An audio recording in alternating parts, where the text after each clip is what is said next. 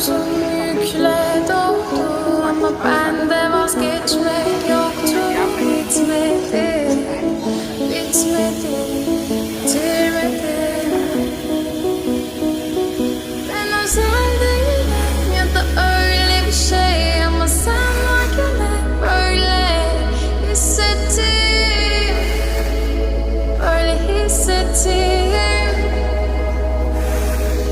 Yanan her şey gülme olmalı, bunu sen de hatırlarsın da artık